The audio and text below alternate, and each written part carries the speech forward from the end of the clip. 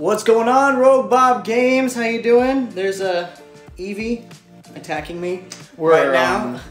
We're currently trying to evolve this Eevee into an Umbreon. It is evening at the recording of this video, but he lacks a certain amount of intelligence. His friendship is really high, but stats are low. Stats are low. Yep, got a lot of speed and agility, but unfortunately that's the only move he knows is agility, and that doesn't serve a lot of purpose. So he's probably just going to stay as an Eevee, and that's fine with us. But we have card openings on our channel. We do some other like competitive games and stuff, but we've been collecting for 3 years now, but then we saw some cards from our childhood and stuff. So, you know, kind of our whole lives, kind of not. But we thought we'd do a video where we take our top 5 cards in our collection out of our binders and kind of go count down, do a little countdown from 5 to 1. And show you what our favorite cards in our collection are. And not all of them have to be monetary value. It could be sentimental value, whatever it is. And I don't know his, and he doesn't know mine. I mean, he might know a couple of mine. I can assume.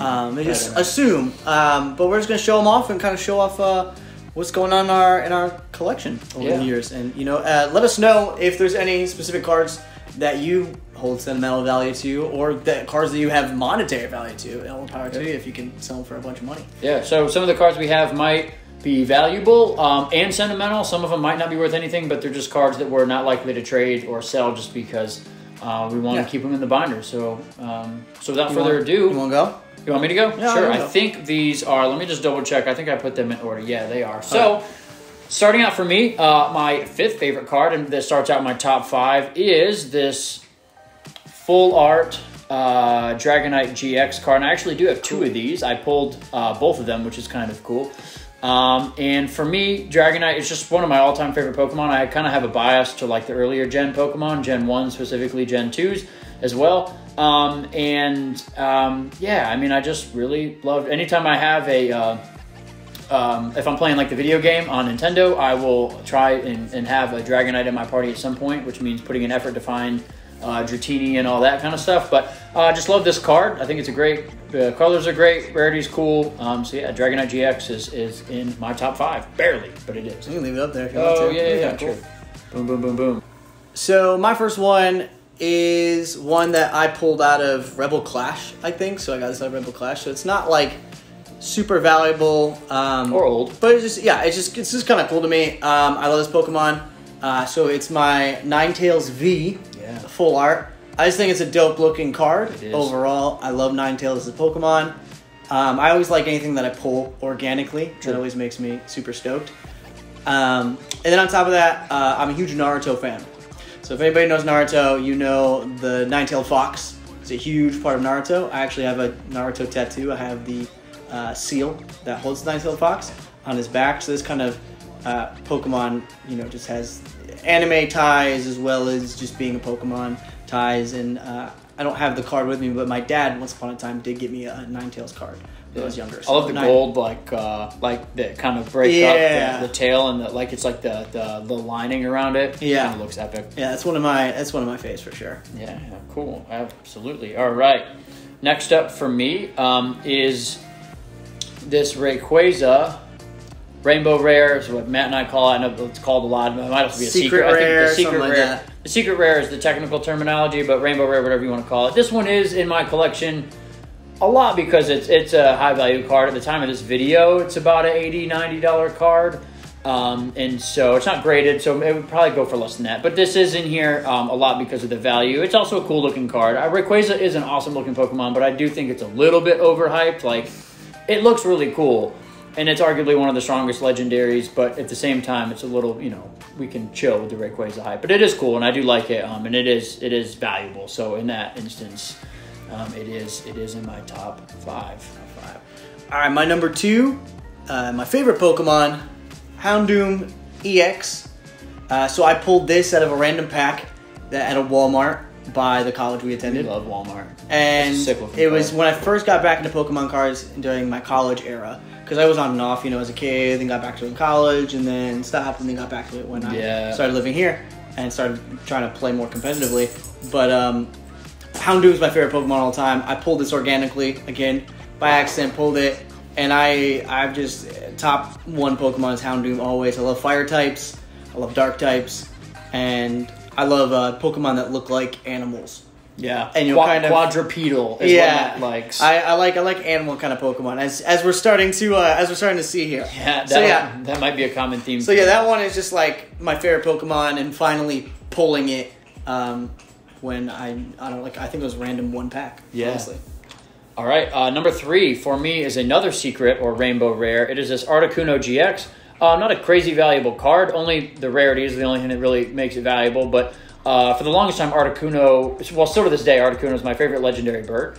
And again, we're going back to the earlier stages and earlier generations of Pokemon, which, I mean, arguably, Rayquaza is not Gen 1 or even Gen 2, I don't think. Like, it's way out there. But anyways, Articuno is still my favorite legendary bird. I think the art looks really, really cool. It looks majestic.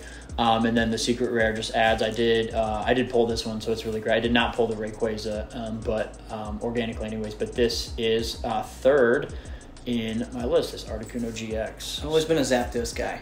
Really? Yeah. I mean, I like Zapdos is my... All the birds are cool. All the birds are cool, yeah. But I've always been an Articuno fan, even though I believe Articuno is for sure the weakest of the three, competitively in the movies, all across the board.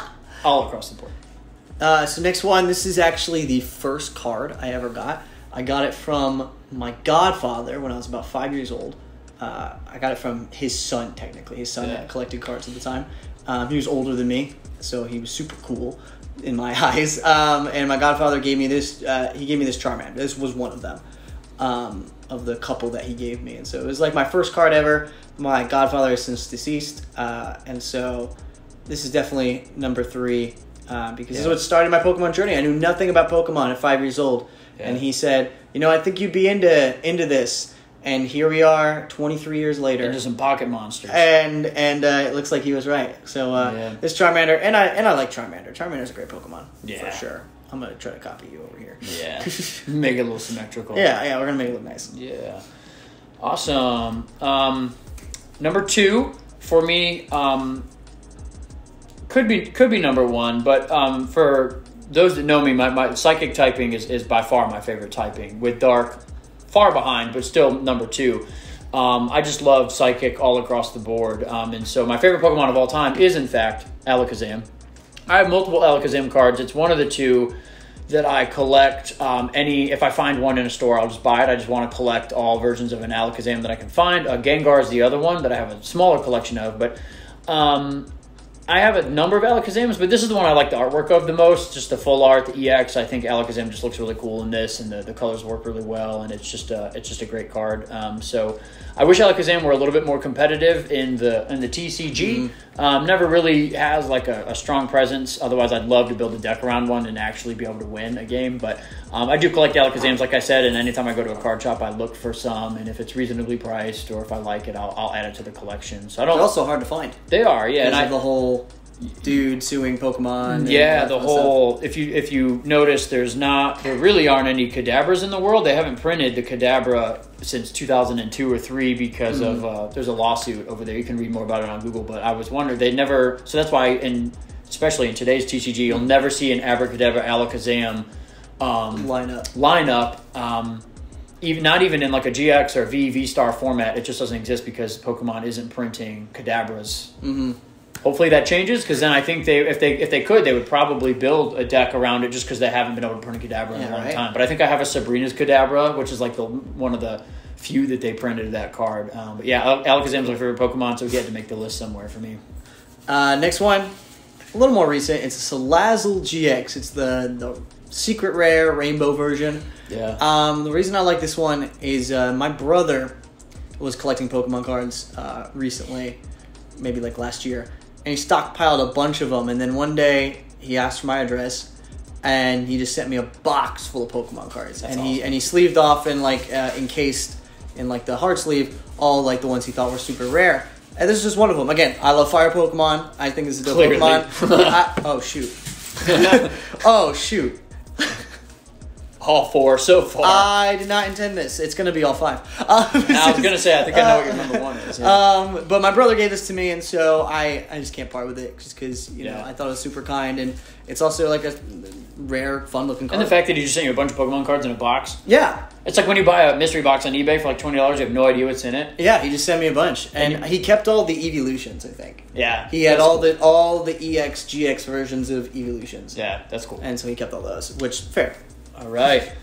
Number one for me, going back to the psychic typing, I had to put, I have a small collection of older, the cards from 99, 2000, 2001. And so I wanted to throw in this Holo Mewtwo. Again, psychic typing, Mewtwo is awesome. Just the whole typing and Mewtwo, all of it is great. I don't even know if I could. Alakazam is my favorite Pokemon, but all of these guys are all up there. And so I wanted to throw this in there. It's not cool. Base set first edition or anything, but it's cool. I remember it was one of the first cards that I one of the first like really cool like holo cards I had when I was young. I had a ton of like just common cards and stuff, but this is one of the ones I think I traded for this. When I think I traded a few different holo cards I didn't care about, and I got this. So I've had this for a long time, and I had a much larger collection when I was a kid, and then I don't even know what happened to it, to be totally honest. I have no idea, but. I was going through some boxes and I found the older Pokemon cards that I kept for whatever reason, and so this was one of them, and so I had to throw this in there as number one. If I had an older Alakazam, that would have probably been number one, but right now it's just Mewtwo, and it's great. And I will say I have a ton of like base set first edition and fossil like energy cards, just a ton of them. Cool. I don't know why. I wish I would have kept things other than energy cards, but I just have a ton of every typing of energy of those older cards. That's dope. That's cool. But yeah, man, I think I know what's coming. So. So I actually know what happened to my original cards. I do have a small collection of original cards. Yeah. This one is from that of what I did not part with, but when I was maybe a senior in high school, I had a binder full of like 400 just Pokemon cards, like 400 Pokemon, and they're all like old cards. Damn. I saved about 10 to 20 of them. Yeah. And I gave the rest to my friend's little brother. Yeah. And he definitely is not into it anymore, so I have no idea where they are now. Yeah. But I gave them all away thinking, oh, whatever. Dumb me. But I did save one in particular. Like, this one was definitely... I saved others, but this one was the one I had to save. And it's not first edition, but it is a holographic Charizard... I think it's the Shadowless version, as they call it. Shadowless Charizard. This is my baby, not because of how much money it got. The only reason I hung on to it is my grandfather bought this for me. Yeah. So my grandfather bought this for me for like my birthday or something. My birthday or like my first communion. I was raised Catholic. So yeah, it's very random. But it was probably around $75 to $100 at the time that he bought it. I think it's worth more than that now. Definitely is. And so, unfortunately, like, I played with it and stuff a little bit, so it's not in pristine condition. I do want to get it graded at some point, just to have it in the casing, just to kind of see. And to know what its value is. And know what its value is. I never kept it. I kept it in a binder for a long time, but, stuff happens. What you do when you're kids. You pull it out and stuff, use it, you show off to your friends or whatever. I wish I didn't, but, this is by far the most valuable card because of my grandfather. I also love Charizard. Most people love Charizard. Yeah. I adore this card. I refuse to part with it, and so when I gave away my cards, it's the one I knew I had to hang on to. Absolutely. And my grandfather has since passed as well. I have a theme. I have a theme of fire types too, apparently. But this is definitely really cool, and I think a lot of people enjoy this card. This is like the card to get. Really. Absolutely.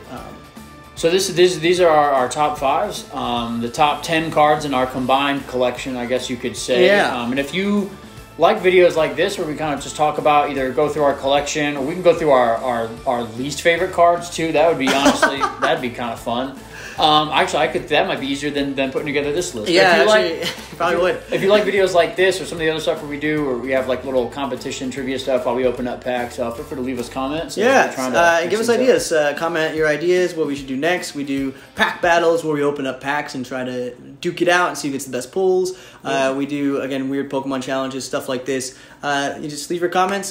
Subscribe if you want to. I will not force you. And leave a like if you enjoy this as well. Leave a like for the Mewtwo and Charizard. The good old... What a good start to a team that'd be. Like if we were way back in the day and like we were battling Ash and we had a Charizard and a Mewtwo, that's not a bad start. Oh, we whoop his butt. That's not a bad start. Also, if you have any ideas on how to get a small dog that you own named Eevee To evolve? Throw that in the comments. Let us know. That'd be helpful. His name really isn't Eevee. That would be too much. That'd be too much. I like Pokemon, but not that much. But I'm hoping he evolves one day. So if you have any tips on that, if there's a diet, a keto diet, whatever, I'll try anything. Throw him out a window. Yeah, exactly. So you got to put him in stressful situations. But thanks for watching, everybody, if you watched this far. And again, we're Robot Games, and we'll catch you in the next one. Talk to you next time. See y'all.